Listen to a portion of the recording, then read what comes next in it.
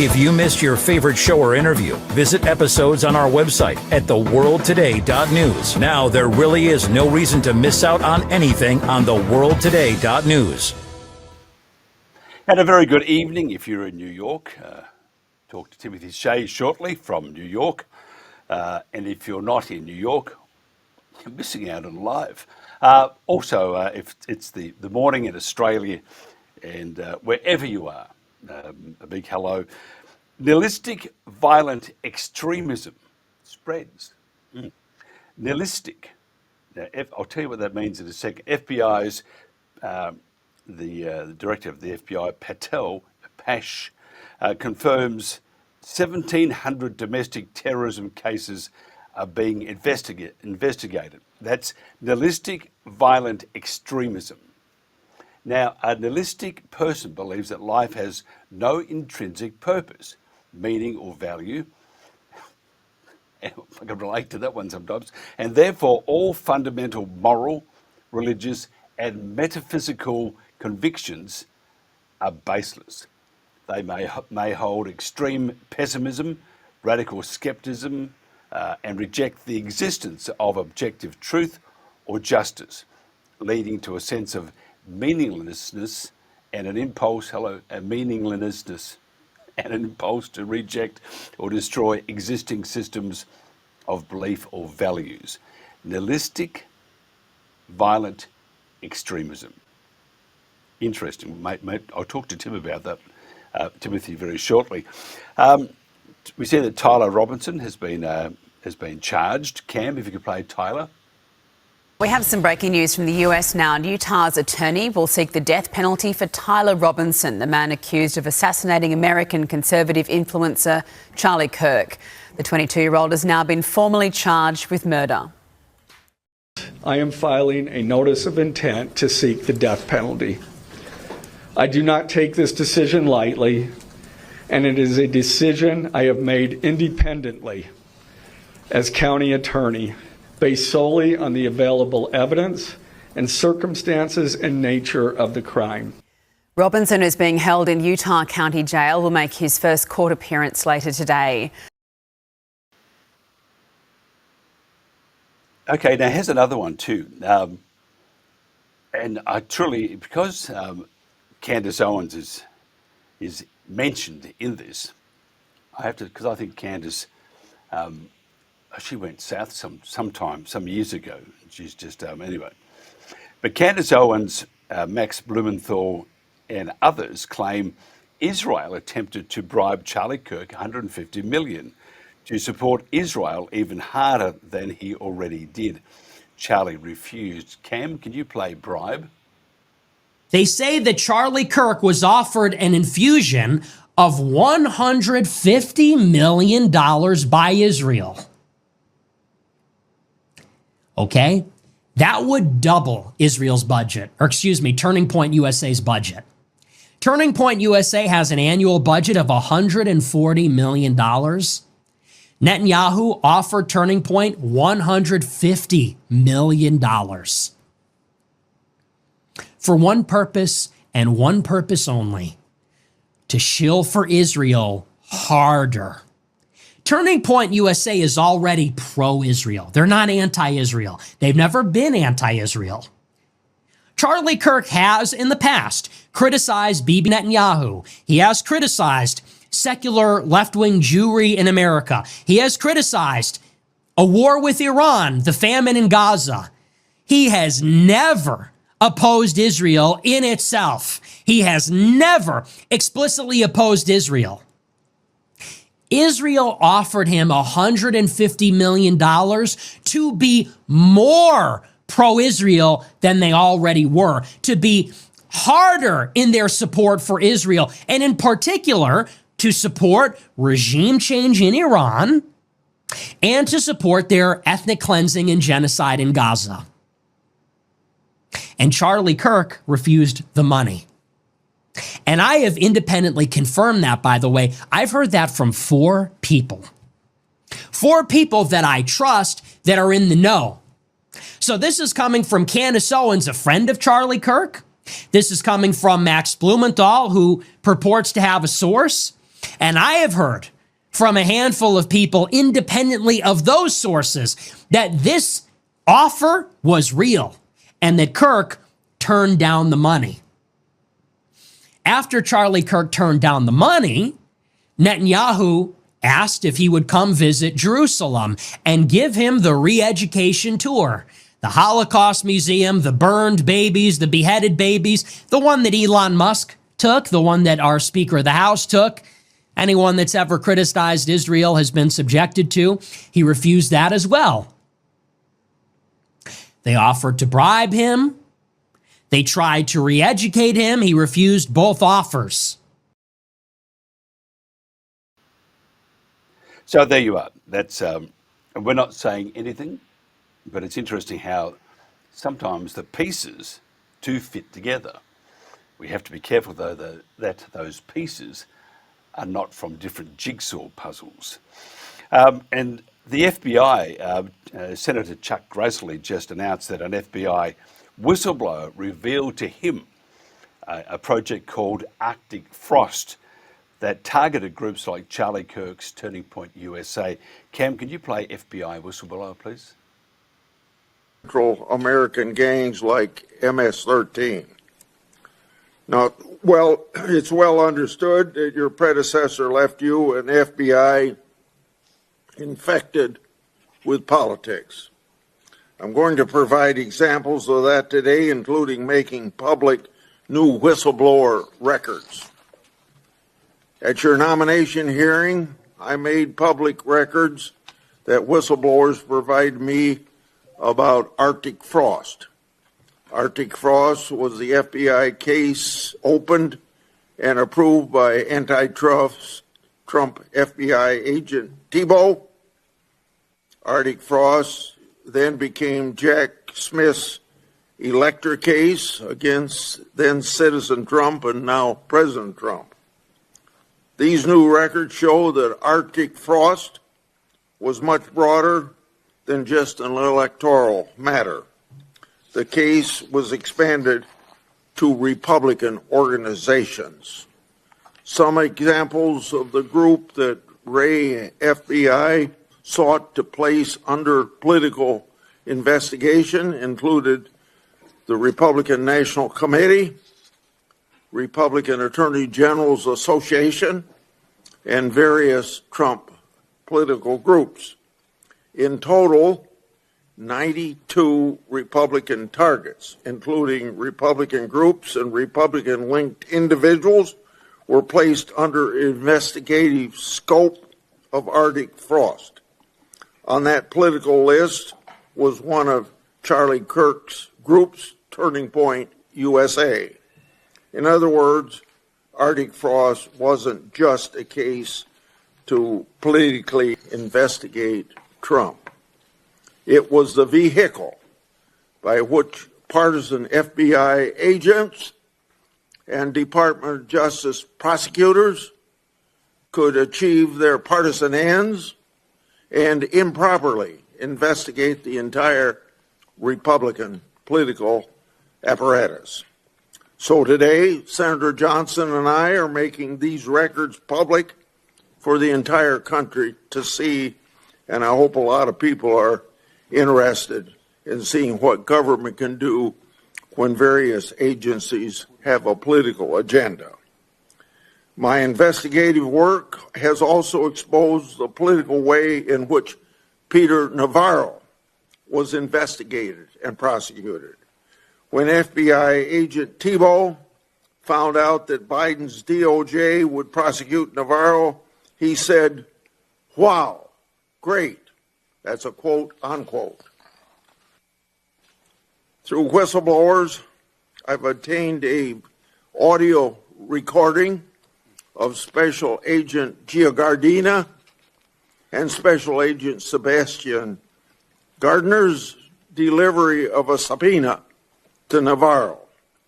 I'm making that audio public today.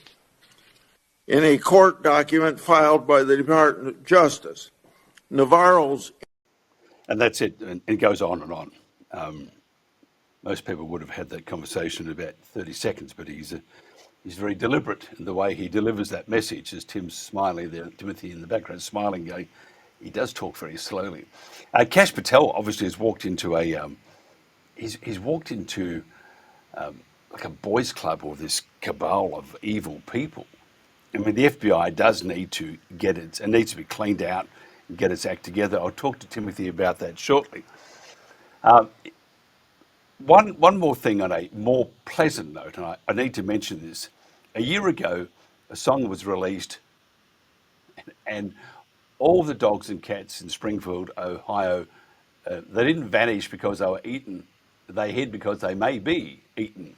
It was called Eating the Dogs, and it raised, by the way, over $100,000 for the SPCA in Springfield, Ohio. Cam, can you play Yum? In Springfield, they're eating the dogs.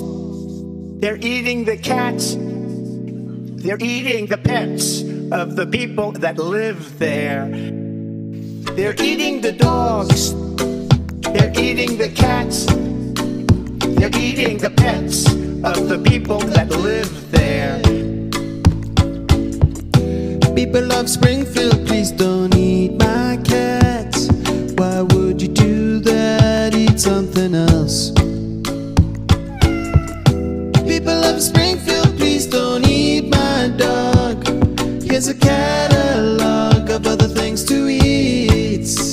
They're eating the dogs. Whoa, whoa, whoa, whoa. They're eating the cats. Meow, meow, meow, meow. They're eating the pets of the people that live there. They're eating the dogs. Whoa, whoa, whoa, whoa. They're eating the cats. Meow, meow, meow, meow. They're eating the pets of the people that live there. They're eating the dogs.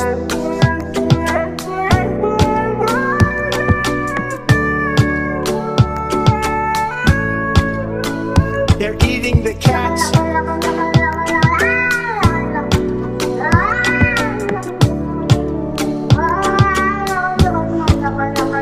They're eating the dogs. Whoa, whoa, whoa, whoa. They're eating the cats. Meow, meow, meow, meow. They're eating the pets of the people that live there.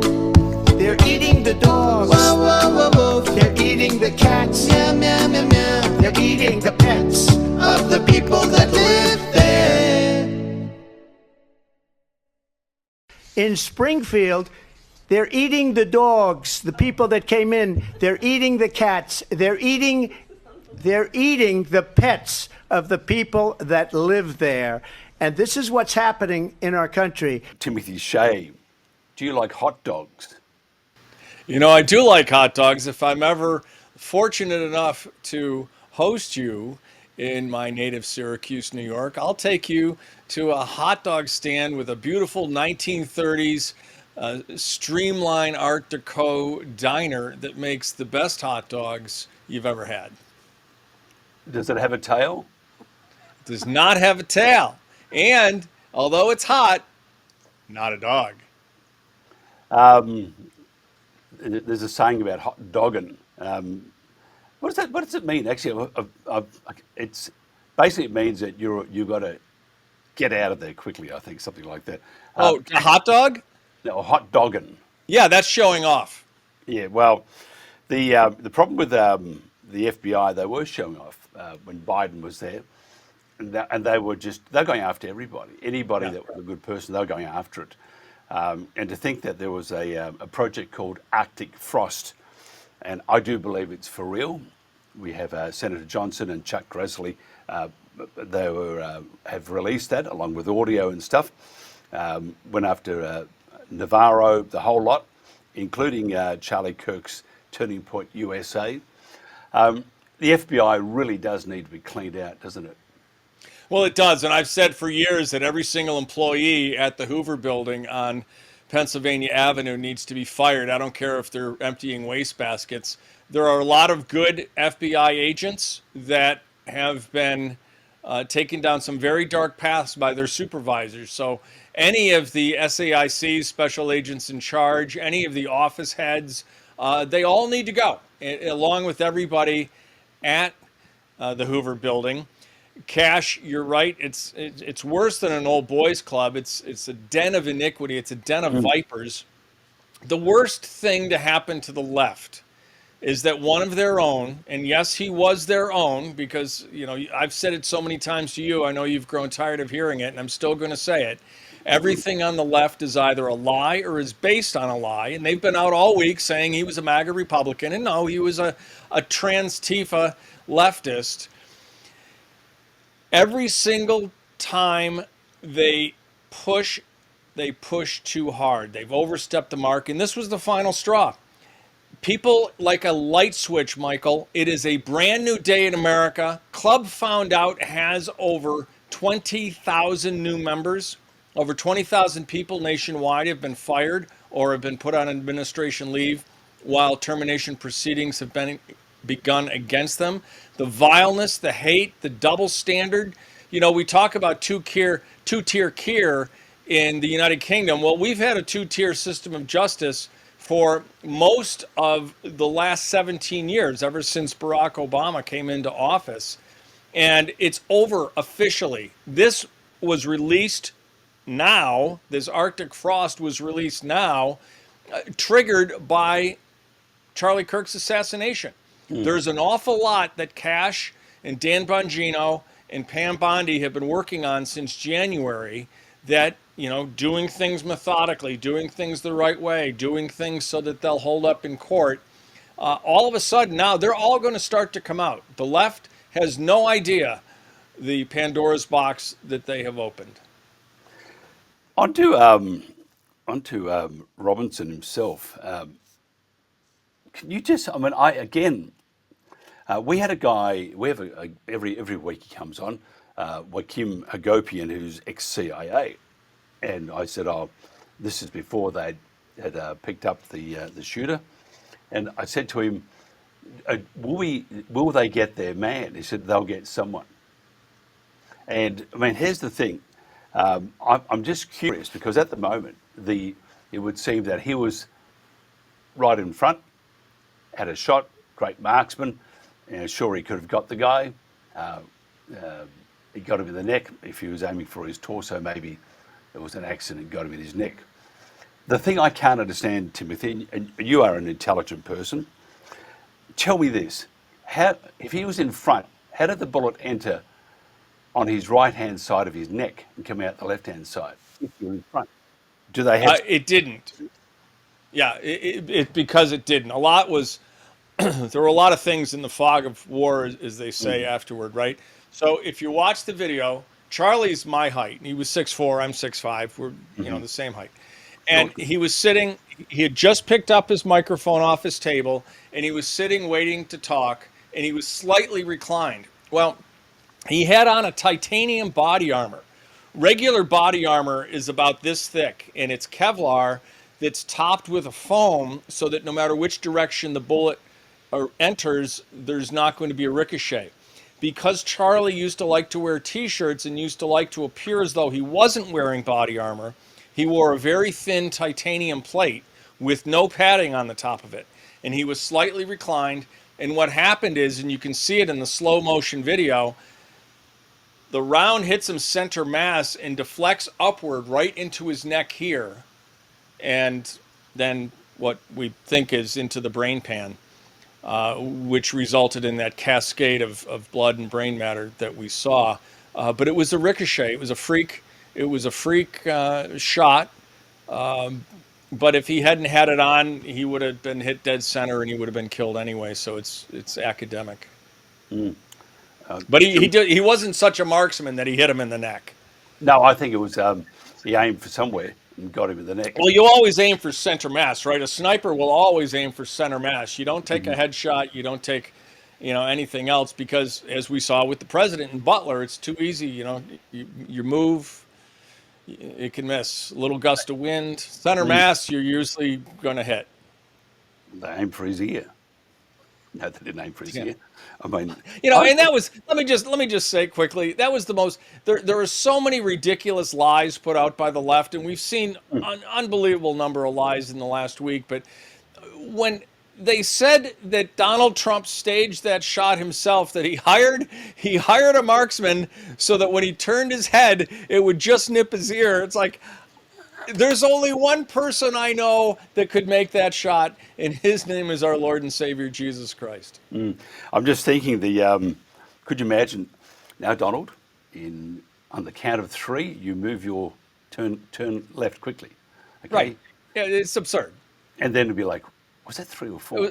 It was like Steven Spielberg when he went to film Jaws. He was so naive. He initially contacted some shark experts and said, how do we train a great white to do all these stunts? And the guy laughed at him. He said, you don't, which is why they had to build that mechanical shark.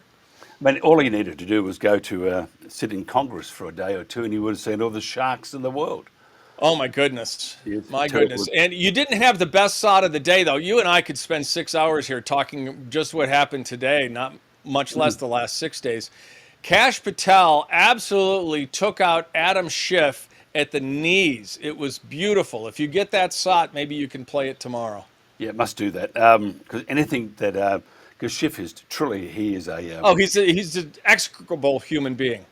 And I do believe they will have their own investigations at this stage. I'm sure he will end up with a lovely bracelet, one would hope, and he could have the bottom bunk.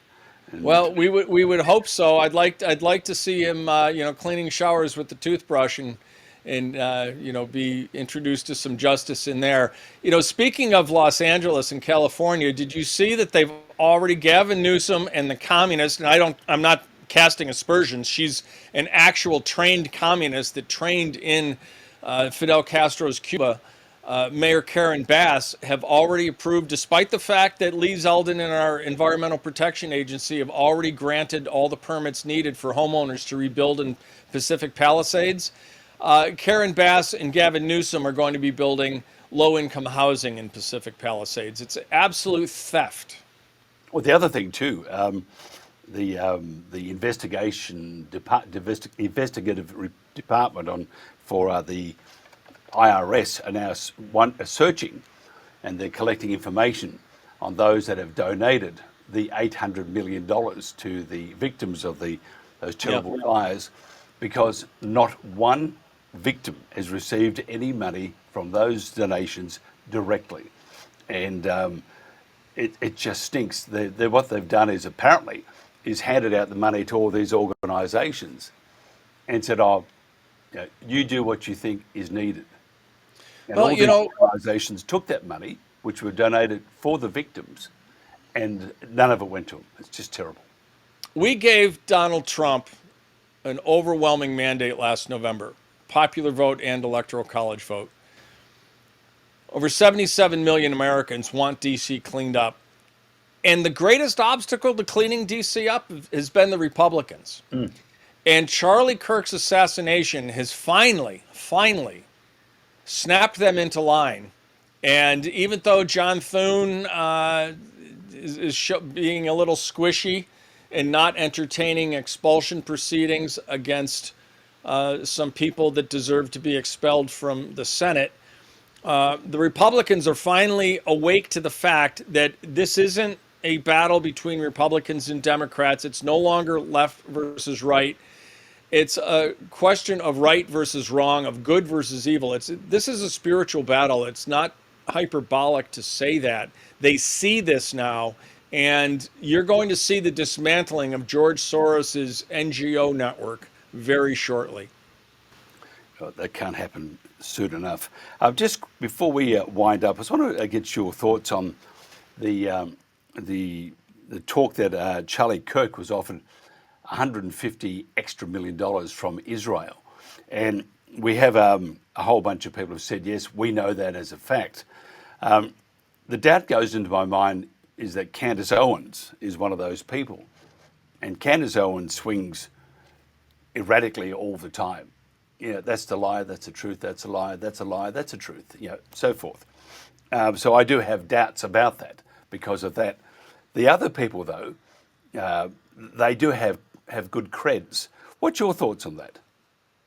Says she has receipts, so we're going to need to see those receipts, because you're right. We believe nothing now, including, they used to say believe none of what you hear and only half of what you see. And now with AI, you can't even believe what you see.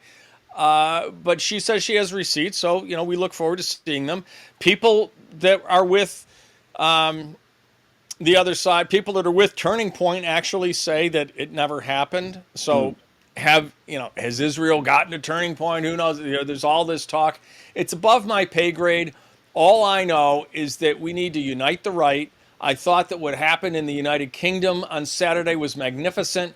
I think it's wonderful how Sadiq Khan and two-tier Keir and the entire media industrial deceit complex in the United Kingdom is lying about the event on Saturday. It was brilliant. What we saw here, it was just a glorious day, and we're very happy that the good Englishmen and Englishwomen and Scotsmen and Scotswomen and Welshmen and Welshwomen, and yes, even our brothers to the north in Northern Ireland have finally seemed to have found their cojones and are resisting this Marxo-Muslim, red-green, Islamo-fascist takeover of Great Britain. It was wonderful to see.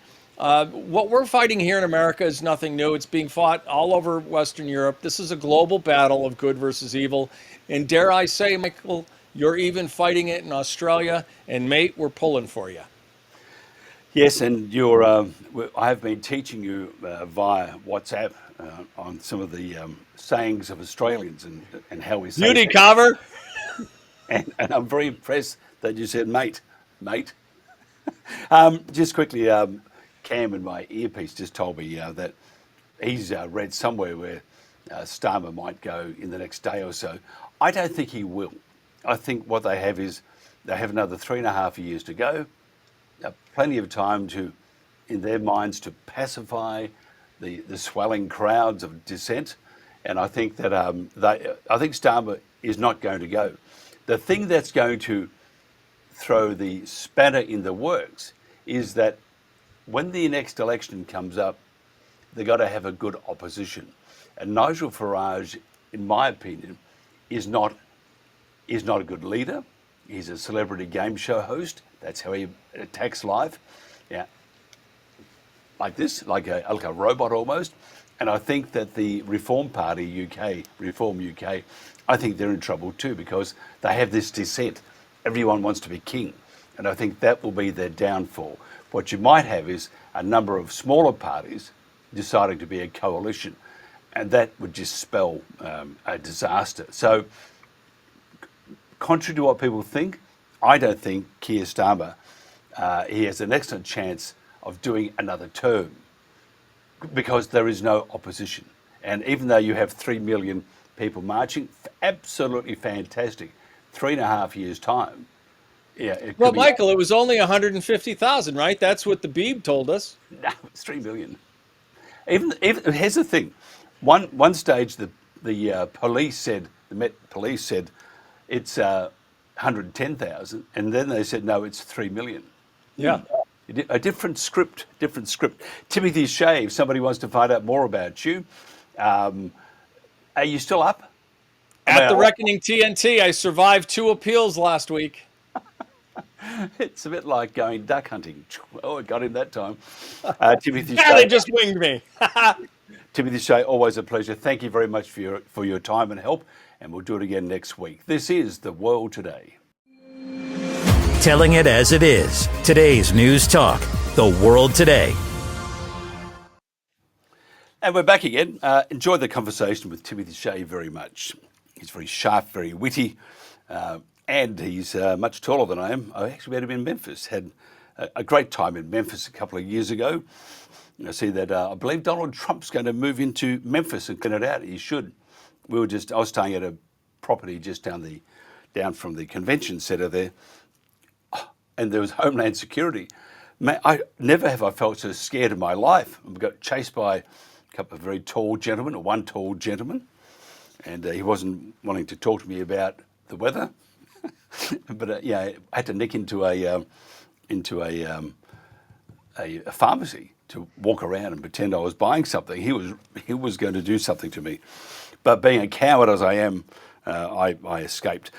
Before we get into Brian McWilliams, I want to talk about what Pam Bondi, and this alarms me because in Australia, in the UK, New Zealand, Canada, they want to squash free speech. They actually want to squash free speech, and never let an opportunity pass you by. The chaos and that is created, and the awareness of how people are nuts at times and they can kill you, or violent rhetoric or whatever. She wants to talk. She's talking about shutting down hate speech. Now, hate speech. What's your interpretation of hate speech? To my way of thinking, those hurty words become censorship. And the US at this stage is under Donald Trump, is the bastion of free speech to an extent.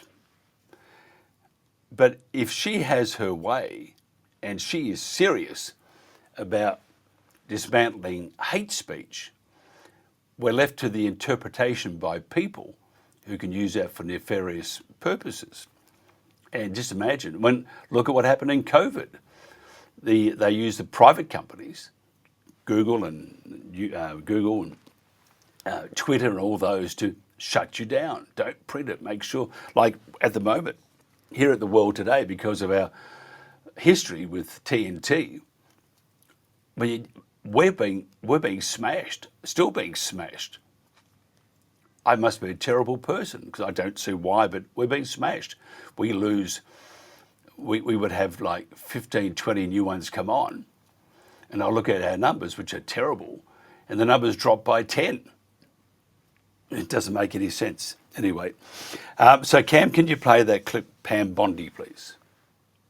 There's free speech, and then there's hate speech.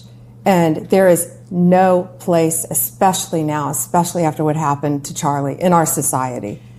Do you see more law enforcement going after these groups who are using hate speech and putting cuffs on people so we show them that some action is better than no action? We will absolutely target you, go after you, if you are targeting anyone with hate speech, anything. And that's across the aisle. That's across the aisle. Brian McWilliams is a communications and PR expert. Brian, are you a little bit like me there and big alarm bells start to ring? Well, absolutely. You would really think that somebody that Donald Trump especially had put into office after being persecuted, after seeing what goes on when you have these government programs, when you have a government standard that is applied and can be very liberally applied and interpreted to target you. Donald Trump especially should know this. And yet you have an attorney general out here saying that you will be targeted, you will be found out, we will come after you, you will put you in cuffs, these are her own words, over a concept that is so amorphous. You mentioned it yourself, Mike. What is hate speech? Who defines it? This is why when the term was created, it was one of those things where immediately every American should have had their alarm bells ringing, because it is always going to be political. It will always be defined by the person who is in power. And now it happens to be Pam Bondi. And this is after decades of Republicans saying this is being applied, this is being targeted at people. And it's simply, when you look at the actual results of it, similar to our certain circumstances here, hate speech is not saying you're going to incite violence against somebody. That's already a crime. Hate speech is a newly invented category that only survives the fact that politicians can utilize it, can apply it at their whim to target political opponents. And I don't care if she says it's across the aisle, it will be targeted towards Americans who are simply trying to speak out. Yeah, and it's an interpretation by someone else. In the UK, for example, look at that with Ofcom. The amount of people that have been shut down because of hate speech. Look at Australia. We have the E-Safety Act coming out very shortly, and that's going to protect children and people from terrible things. What it does do, though, it will stop free speech. And I look at the term hate speech. Is it possibly meaning hate speech, as in we hate free speech? It certainly seems to be, right? And I always give people this example. it is hateful towards free speech in the way that if you think about this in any other era, right now we're in our current social media era, we see people define hate speech as hatred towards a race, hatred towards a sex, hatred towards a gender, hatred towards immigration, as we're seeing in the UK, in Australia, throughout Europe. But we're in a different era. You would see the government define hate speech as anybody trying to fight against slavery. So it can easily be applied to target whatever free speech, whatever speech the government simply doesn't like. And I'll tell you what is also something that people neglect to think about here, because you'll hear people say, well, this isn't that big of an issue because we have our Constitution in the United States. We have our First Amendment rights, and that says that hateful speech is still protected. Well, guess what happened during COVID when you had people suspending your right to celebrate religion, to go to church? These are things that are supposedly constitutionally guaranteed. When you had forced and mandated vaccinations across giant swaths of the population, something that was later found to be constitutionally protected, you can't force this on people. We found out very quickly that the Constitution is a wonderful concept that can be trampled at any given time, and that the justice, should it ever arrive, is probably 2 to 3 to 5 years down the road. So when Pam Bondi says, we will target you over hate speech, we will jail you, then I totally believe her. And I do not believe the Supreme Court is going to step in and save me. Which is true. I mean, if I go back a few months ago, I'd say to my guest, is Donald Trump a threat to democracy or freedom? And then they would think about it and say, perhaps. I'll ask you the question then. Is he a threat to free speech and democracy? You know me, as a libertarian and one who works for the Libertarian Party of the United States, I believe that the government is a threat to freedom and free speech in general. That democracy is a little bit of a flawed concept at times. But I will say that without a doubt, and here's the thing, with Donald Trump, everything's a trade-off, without a doubt. He will be so good on certain things and push to eliminate certain barriers to regulation, which is amazing, or push to be anti-war in concept, while also completely going along with Israel's plans to bomb, foreign nations like Qatar.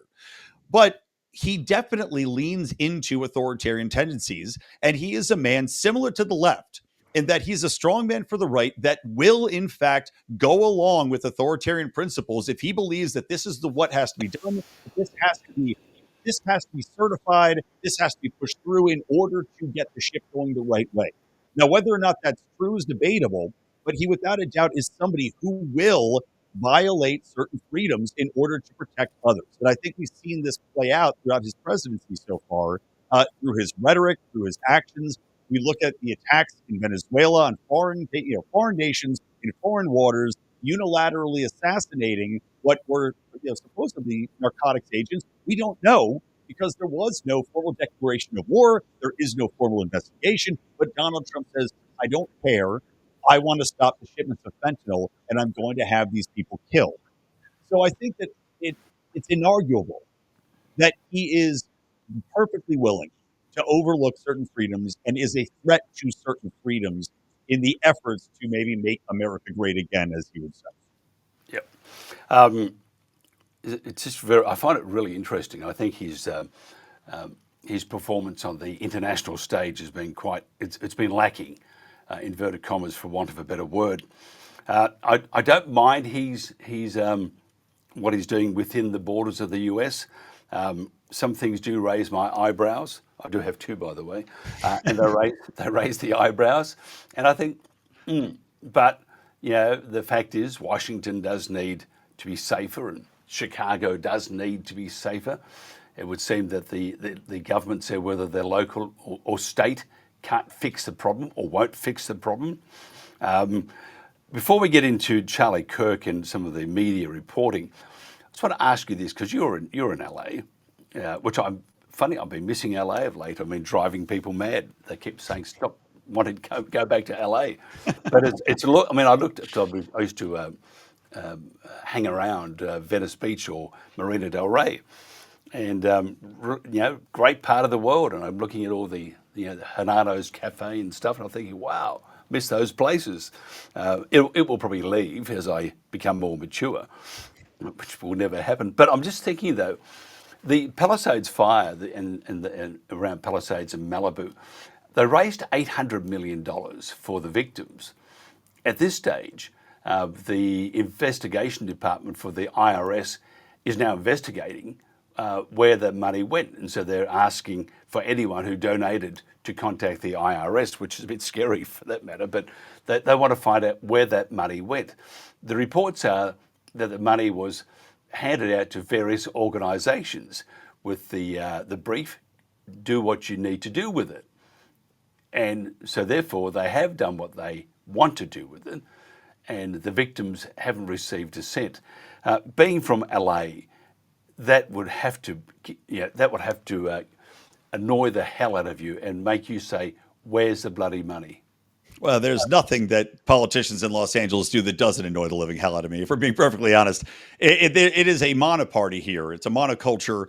The Democrats in charge rarely will go and instigate investigation into anything that they don't have a specific, meaningful reason to. And by that, I mean a political reason to. So we have the Palisades fires. This was a Democrat mayor who happened to be, off in Ghana dancing around and enjoying, dashiki dyeing contest.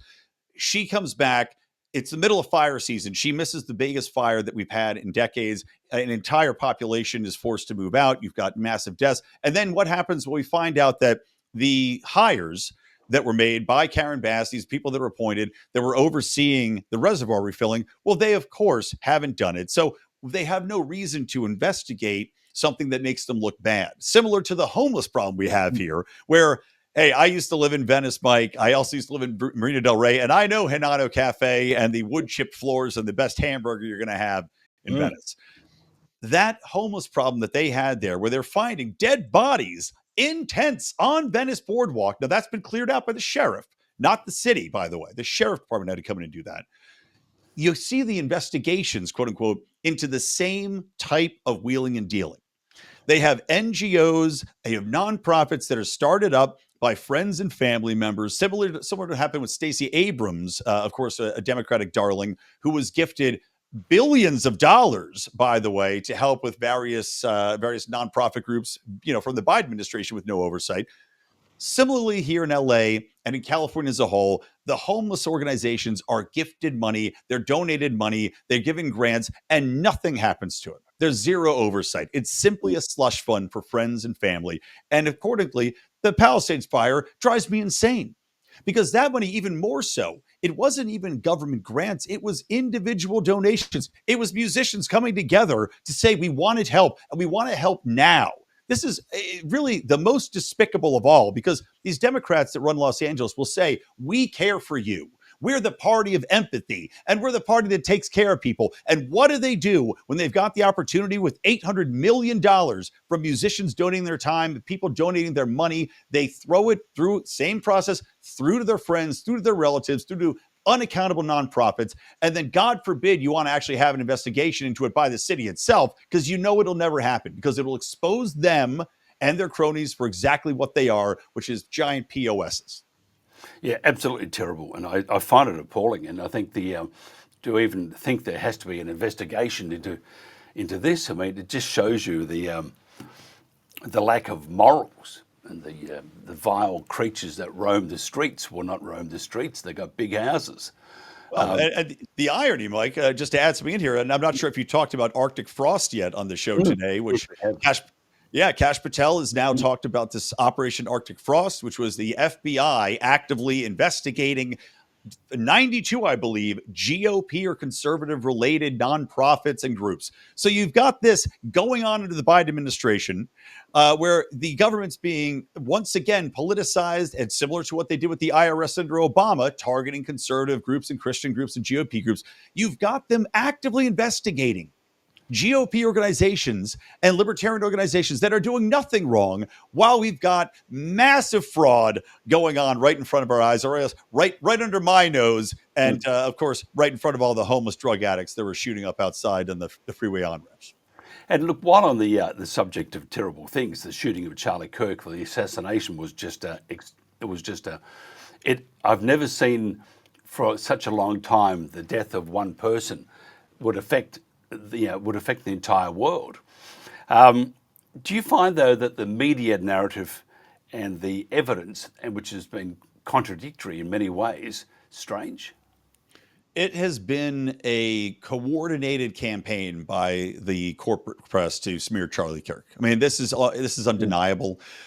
You saw in a similar fashion to how they would respond to COVID allegations, anything that went on, through the political spectrum the last few years, where you have the exact same talking points: that he's a racist, that he's a bigot, that he's an anti-Semite, that he's an anti-trans. When of course the opposite is practically true from every video I have personally seen. And also to the point where the items that are being referenced by the media, such as the New York Times stating that Charlie Kirk's an anti-Semite, they used a clip from his show. But the problem is they are not actually doing their homework. They're not actually looking into the proof here to find out, or doing the basic fact checking that any journalist should do, right? You absolutely have to check your sources, check your facts. The New York Times calls him anti-Semite, runs a byline talking about it and an excerpt, and then finds out Charlie Kirk was actually reading something that someone else said, where they were advocating against, anti-Semitic thoughts or transgender thoughts. So what do? They run a retraction, which appears on page 18 at the very bottom. Now, you have seen some firings. A Washington Post columnist just got fired. So you're seeing some comeuppance. But to your point, it was strange to see people go out of their way to demonize a man that had just been publicly executed. That's something I've never seen before. Because it's essentially, if you've got the media coming out in mass, the corporate press at least, coming out in mass and saying, well, you know what, this transphobic, bigot, anti-Semite got shot, well, that they are essentially saying, we can all understand why without coming out and saying it. And that's what was shocking to me, was that they would take that tact. But you're seeing the immediate comeuppance. And you've not seen something like that before in my lifetime, at least. Yeah, and also it's now been revealed that he was already being paid by Israel, and they wanted to up the ante by another 150 mil. Mm-hmm. So maybe they'll place a retraction in the. Maybe they won't. 42, yeah. Right, in the deaths column. Right. The New York Times should have the death of its own paper listed in there. Put it right in the obituaries. Yeah, terrible. What about the evidence? They have Tyler Robinson. He's the shooter, 200 yards away. Great shot. Bullet bounced off his vest and went into his neck. We had a ex-CIA operative. His name is Wakim Hagopian. Lives in Bali. I said to him, will they get the shooter? And he said they'll get someone. What do you think? I do feel that they've gotten their man, if I'm being perfectly honest. Mm-hmm. If he still identifies as a man, I believe he does. His boyfriend doesn't. But I think that there's always the urge, and especially when we do know that Charlie Kirk was out being a little bit more criticizing of Israel. I know that's a popular narrative for people to say that this might be the case. In this situation, I think that it's not that difficult of a shot, if I'm being honest. Anybody who's ever shot a rifle before that's got a scope on it, it's a decently powered rifle, it's actually not that hard, especially for a completely stable target. At the same time, we've seen the pattern of transgender violence. So you do have a good patsy here. Now we're seeing text messages come out between Robinson and his boyfriend. They're saying that this isn't how a 22-year-old talks. I don't know. Children are more sophisticated now than in the past. The kid is 22. He's in college or a graduate. I think that this is a clear-cut example of someone that was ideologically brainwashed through media, through academia, through social circles, through online groups, and was convinced that this was a danger to humanity, that this was a quote-unquote fascist. I mean, it was written maybe not on the bullet that went through Charlie Kirk, but one of the bullet casings, that he's an anti-fascist. He wants to take Charlie Kirk out because he's a fascist. This has been repeated ad nauseum. And we look at the pattern here of people that are falling within the transgender community. And this is a bit of a controversial take, but I think it's a take that needs to be said. When you have an entire, top-down system, and the United States, absolutely we do, or did under Biden, which was affirmative care for transgender individuals, because starting at a young age. When you have somebody that's coming in that may have any number of different mental issues, may have autism, may have social behavior problems, may have some sort of split personality disorder, may just have extreme depression, may have just an attraction or being a homosexual and saying, I can't deal with that reality, so I have to go and go date a man becoming a woman, and that way I'm straight, which is also a component of this. What you are dealing with, and I'm not saying homosexuality is by the way, a mental disorder, but what you are dealing with many times is legitimate mental disorders. And instead of treating those mental disorders, you are using transgender affirming care, aka hormones, aka different drugs, antidepressants, or just confirmation into these people's lives, which they then latch onto, and not solving the core issue, which is the mental disorder. It has been used as a balm. And I think this is something that people are overlooking, but you see how many trans associated or trans identifying shooters there have been. And you have to wonder, okay, this may not be a quote unquote trans issue as much as a care issue, combined with the evils and ills of society and social media and the way our media has treated this to create people that are simply enticed to do this because this is the way they've been latched onto. This is the care that they have received. Just before we go, Donald Trump is now in the UK. We had that huge rally organised, or the front person, not organised, but the front person was Tommy Robertson. Fabulous. Some say he could just about walk across the Thames without having to swim. and he's very, very, and I wouldn't say polarising, but he probably the opposite. He's brought the UK together in many ways. We have Donald Trump there, and free speech. But we have Pam Bondi now saying we're going to get rid of hate speech, so free speech is going to be impacted immediately. And you'll end up in jail for having free speech. So how does he, because I was going to say, until I saw that story, that this will create some concern for Keir Starmer. But looking at Pam Bondi, who does what Donald Trump says, if she's going to stamp out hate speech, which is up to the individual handing out the penalties, surely Keir Starmer and Donald Trump in many ways are aligned. That is a really good point. The timing couldn't be more interesting. And as you mentioned earlier, considering J.D. Vance's speech to the European Union, where he essentially said, you are acting as authoritarians, totalitarians with your speech policing, I do think that the timing's quite interesting. The fact that Pam Bondi is echoing essentially the same policies of the UK is unbelievably disturbing. The fact that Donald Trump's going over there, I should hope, would act as a reminder that he's going down the wrong path.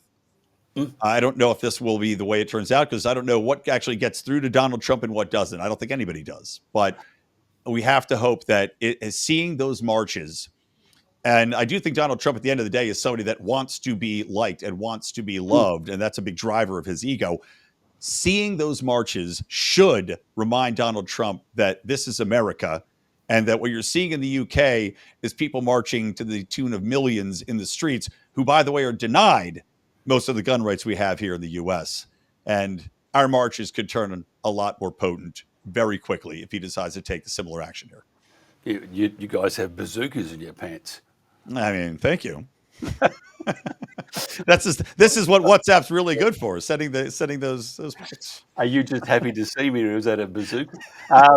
Sorry, but that's a terrible thing. What a terrible way to finish up this deep and meaningful conversation.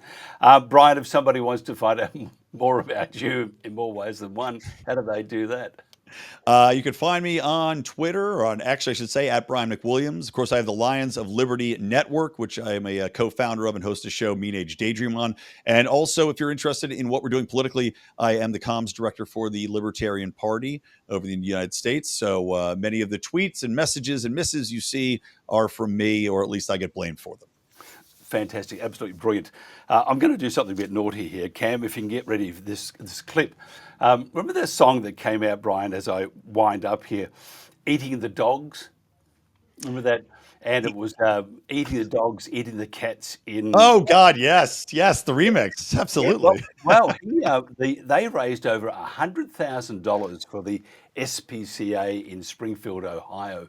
So as I played it before, but I want to play it again. I think it's just brilliant, and to look after the animals in Springfield, Ohio, and not to end up as on the plate, battered or whatever. It's even better. They're just a great song, great cause.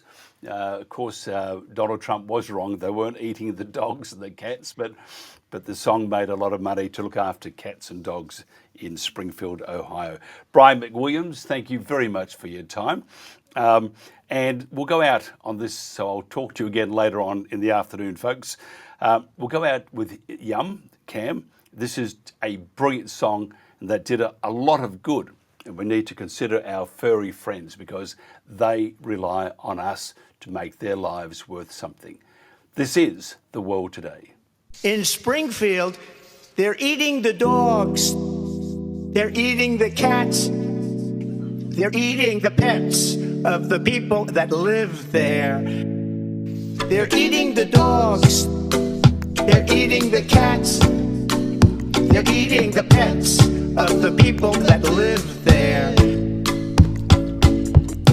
People of Springfield, please don't eat my cats. Why would you do that? Eat something else. People of Springfield, please don't eat my dog. Here's a catalog of other things to eat. They're eating the dogs. Whoa, whoa, whoa, whoa. They're eating the cats. Meow, meow, meow, meow. They're eating the pets of the people that live there. They're eating the dogs. Whoa, whoa, whoa, whoa. They're eating the cats. Meow, meow, meow, meow. They're eating the pets of the people that live there. They're eating the dogs.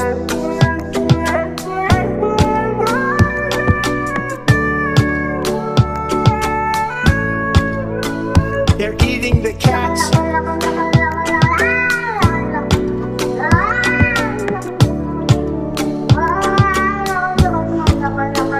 They're eating the dogs. Whoa, whoa, whoa, whoa. They're eating the cats. Meow, meow, meow, meow. They're eating the pets of the people that live there. They're eating the dogs. Whoa, whoa, whoa, whoa. They're eating the cats. Meow, meow, meow, meow. They're eating the pets of the people that live there. In Springfield, they're eating the dogs, the people that came in. They're eating the cats. They're eating the pets of the people that live there. And this is what's happening in our country.